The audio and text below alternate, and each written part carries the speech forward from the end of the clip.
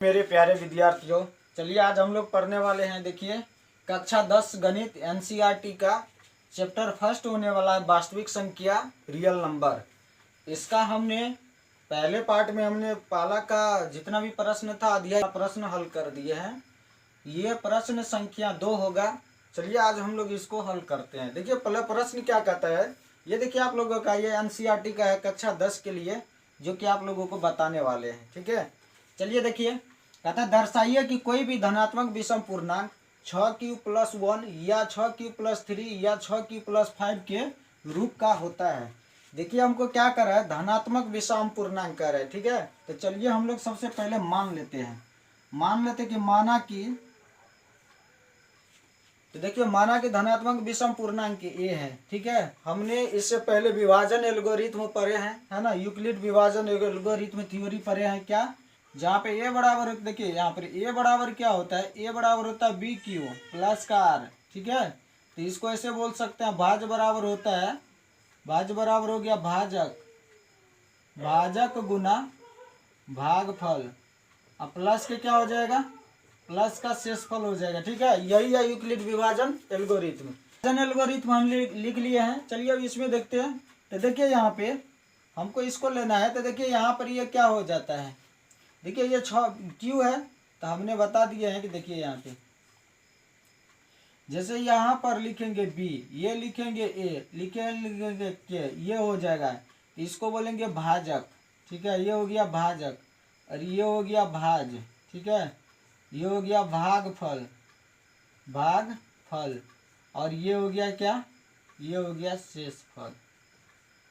देखिए ये हो गया। अब बताइए इसमें हमको, इसमें देखिए कि ये b क्या दर्शाता है, b भाजक को दर्शाता है, तो भाजक कितना हो गया बताइए, इसमें भाजक कितना हो गया। तो चलिए माना कि धनात्मक विषम पूर्णांक ये हो गया, इसलिए इसमें हम किसको मानेंगे, भाजक को। ठीक है, भाजक, तो भाजक हो गया b कितना दिया है, ये 6 दिया है। ठीक है, इसके बाद देखिए q कितना दिया है, q ही दिया है। ठीक है, भागफल कितना दिया है, भागफल हमको दिया है, भागफल q है तो q दिया है। ठीक है, ये q ही दिया है।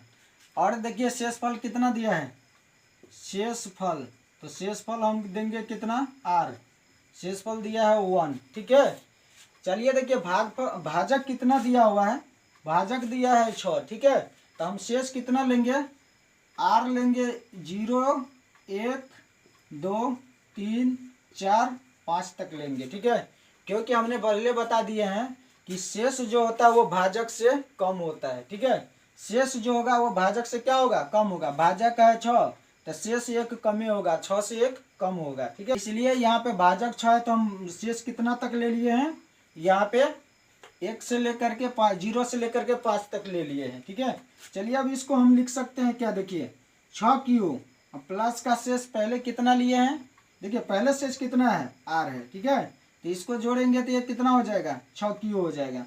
फिर 6q प्लस का दूसरा शेष लेंगे कितना, 1, तो यहाँ पर तो ये कितना हो जाएगा, 6q प्लस का 1, फिर ले लेंगे कितना 2, तो 6q प्लस का 2, तो ये हो जाएगा 6q प्लस का 2, फिर ले लेंगे 6q प्लस का 3, तो ये हो जाएगा 6q प्लस का 3, ये हो जाएगा 6q प्लस का 4। ठीक है, इसको यहीं पर लिख लेते हैं, इधर रहने देते हैं, तो इधर लिखेंगे तो बात वही होगा। देखिए 6q प्लस का कितना हो जाएगा 4, फिर 6q प्लस का कितना होगा 5, इधर भी लिख लेते हैं 6q प्लस का 5, दोनों एक ही चीज है। ठीक है, इधर भी लिखे उधर भी लिखे, दोनों एक ही चीज है।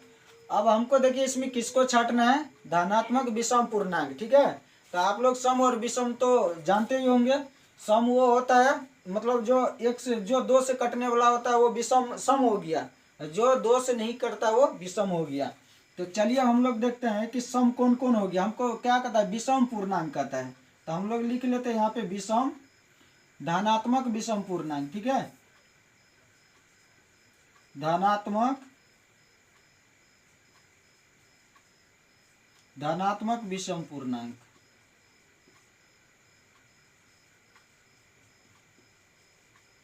तो देखिए धनात्मक विषम पूर्णांक कौन कौन होगा बताइए आप लोग। तो देखिए धनात्मक विषम पूर्णांक हो जाएगा, विषम पूर्णांक तो ये हो जाएगा कितना, ये हो जाएगा 6q + 1। ठीक है, एक ये हो जाएगा 1 वाला, एक 3 वाला हो जाएगा, एक 5 वाला हो जाएगा। ठीक है, ये हो गया कितना 6q प्लस का 3, ये हो गया 6q प्लस का 5।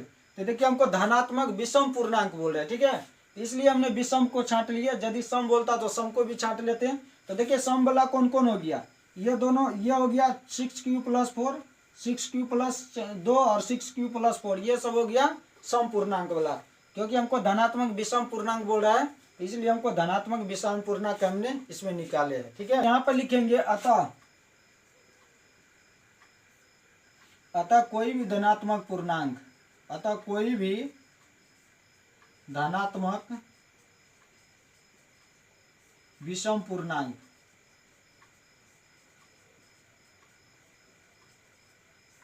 पूर्णांक किसके रूप का होता है, देखिए, अतः कोई भी धनात्मक विषम पूर्णांक 6q प्लस 1, 6q प्लस 3 और 6q प्लस 5 के रूप